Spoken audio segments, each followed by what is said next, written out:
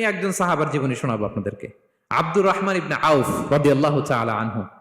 10 জন জান্নাতের দুনিয়াতে বসে যে 10 জন সাহাবা জান্নাতের সুসংবাদ পেয়েছেন তাদের মধ্যে একজন, আলহামদুলিল্লাহ বলেন। আব্দুর রহমান ইবনে আউফ রাদিয়াল্লাহু তাআলা আনহু প্রথম 8 জন মক্কায় যারা কালিমা পড়ে মুসলমান হয়েছে তাদের একজন। তার স্ট্যাটাসটাকে জেনে নেন। তো তিনি যখন মক্কা থেকে হিজরত করে মদিনায় গেলেন, মনে রাখবেন মক্কা থেকে যে সাহাবারা বাড়ি ঘর ছেড়ে হিজরত করেছে তাদেরকে বলে মহাজির, মানে হিজরতকারী সাহাবা। আর মদিনাতে যে সমস্ত সাহাবারা তাদেরকে রিসিভ করেছেন তাদেরকে বলে আল আনসার, মানে সাহায্যকারী সাহাবা। তো যারাই হিজরত করে মক্কা থেকে মদিনায় যেত, বিষ্ণু ইসা ইসলাম মদিনার কোন সাহাবীর সাথে তার ভাই পাতিয়ে দিতেন, আল মুআখাত, ব্রাদারহুড করে দিতেন, দায়িত্ব দিতেন যে তুমি এই সাহাবীকে দেখবে। তো আব্দুর রহমান ইবনে আউফ রাদিয়াল্লাহু তাআলা আনহু যখন হিজরত করে গেলেন, তার দেখভাল করার জন্য যে সাহাবীর দায়িত্ব পড়ল তার নাম হচ্ছে সাআদ ইবনে রাবীহ, আনসারী সাহাবী রাদিয়াল্লাহু তাআলা আনহু। বিষ্ণু বললেন, সাআদ, আব্দুর রহমান ইবনে আউফ তোমার ভাই, ভাই বানিয়ে দিলেন। কি বানিয়ে দিলেন? তুমি তাকে টেক কেয়ার করবে, সে হবে তোমার মেহমান। সুবহানাল্লাহ। সাআদ ইবনে রাবীহ রাদিয়াল্লাহু তাআলা আনহু তিনি আব্দুর রহমান ইবনে আউফকে ডেকে নিয়ে গেলেন, ঘরে নিয়ে গেলেন মেহমানকে, এবং বললেন, ইয়া সাআদ ইন্নী আকসারুল আনসারি মালান। হে সাআদ, তুমি চিন্তা করো না, তুমি মনে করো না যে তোমার ভরণ পোষণ দিতে আমার কষ্ট হবে। আমি মদিনার সবচাইতে বড় বিজনেস ম্যাগনেট, সবচাইতে বড় বিজনেস ম্যাগনেট আমি। No tension, don't worry about it. Tension নিও না, আসো, তোমার জন্য আমার কি প্রপোজাল শোনো।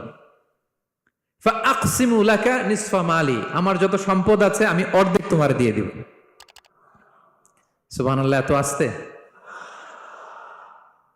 আপনার বাড়িতে কেউ মেহমান হলে করতে পারবেন এরকম? আল্লাহ, কেমন প্রেরণার বাতিঘর তারা। ফাআকসিমু নিসফা মালি, হে আব্দুর রহমান ইবনে আউফ, আমার অর্ধেক সম্পদ তোমারে দিয়ে দিব। এখানেই শেষ না, এরপর বলতে লাগলেন, আমার অনেকগুলো স্ত্রী আছে, তুমি কোথায় যে মেয়ে খুঁজবা, প্রস্তাব দিবা, এত ঝামেলার দরকার নাই। আমার কোন স্ত্রীকে তোমার ভালো লাগে বলো, তার যদি তোমাকে ভালো লাগে তাহলে প্রয়োজনে তাকে আমি ডিভোর্স দিয়ে দিব, তাকে নিয়ে তুমি সুখের সংসার করবা। আল্লাহু আকবার, আল্লাহু আকবার। অর্ধেক সম্পদ দিয়ে দিব, আমার একাধিক স্ত্রী আছে, কাউকে যদি তোমার পছন্দ হয় এবং সেও যদি তোমাকে পছন্দ করে, প্রয়োজনে তাকে ডিভোর্স দিব। New life, new career, just go on. আমরা এই সুযোগ পেলে কি করতাম? সাথে সাথে অর্ধেক সম্পদ নিয়ে নিতাম, ঠিক কিনা? আব্দুর রহমান ইবনে আউফ প্রেরণার বাতিঘর। উনি কি করলেন? উনি বললেন, লা হাজাতা লি ফি যালিক। আমার ভাই, তুমি যে বলছো, এ সাআদ ইবনে রাবী, তুমি যে এত চমৎকার প্রপোজাল দিয়েছো, এতেই আমি খুশি। তোমার কোনো কিছুর আমার দরকার নাই। বারাকাল্লাহু লাকা ফি আহলিকা ওয়া মালিক, আল্লাহ তোমার সম্পদে বরকত দেখ, আল্লাহ তোমার পরিবারেও বরকত দেখ। তবে একটা কষ্ট করতে হবে, সেটা কি? আব্দুর রহমান ইবনে আউফ বললেন, দুল্লানি ইলা সুক, just show me the way to market. মদিনার বাজারটা কোথায় এটা একটু দেখায় দাও। আমি নতুন মানুষ, পথঘাট চিনি না।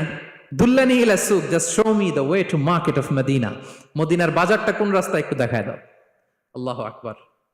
সাআদ ইবনে রাবী বললেন, এই তো মদিনার বাজার। উনি যে কিছু ঘি কিনলেন, পনির কিনলেন, কিনে বিক্রি করলেন, প্রফিট করলেন। ওই প্রফিট দিয়ে আরো বেশি করে কিনলেন, আবার বিক্রি করলেন, প্রফিট, আবার বিক্রি করলেন, প্রফিট।